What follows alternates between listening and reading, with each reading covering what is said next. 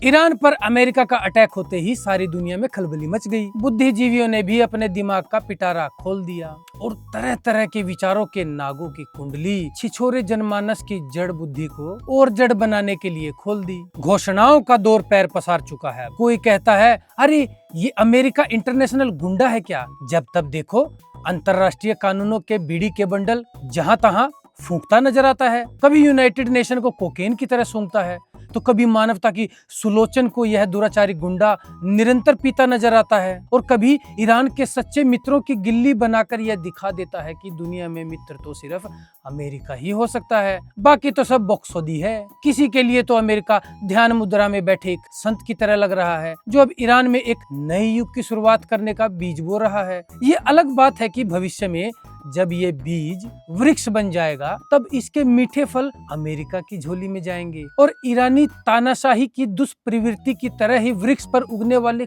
कड़वे और खराब फल ईरान की जनता के साथ साथ यूएसए के पिछलग्गुओं के हाथ आएंगे। पर खुद को बुद्धिमान घोषित कर चुके इन गंवारों को क्या पता, इस दुनिया के बारे में उनकी धारणा केवल उस दुनिया पर लागू होती है जो उनकी खोपड़ियों में बसती है।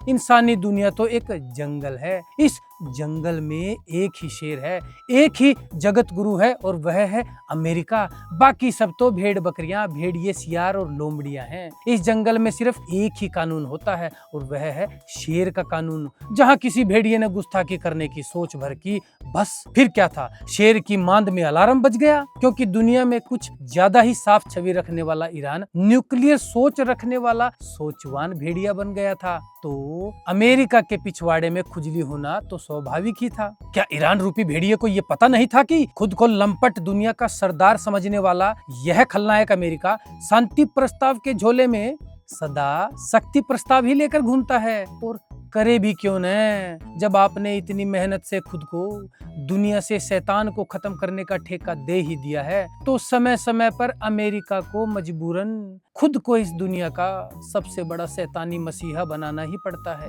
क्या क्या नहीं करता है फिर ये जंगल का सबसे बड़ा उदारवादी आतंक का गार्ड। तो ध्यान से सुन लो बे बुद्धिहीन बुद्धिजीवियों, भोली भाली जनता को मत बरगलाओ। जनता को बताओ कि ईरान एक भेड़िया है, जिसके दांतों की धार की चमक को जब तक अंकल सैम जबड़े सहित नहीं निकाल देता, तब तक जंगल में शांति प्रस्ताव सिर्फ और सिर्फ अंतरराष्ट्रीय संगठनों का खिलौना भर है, जिसके साथ वे निरंतर खेलते ही आ रहे हैं।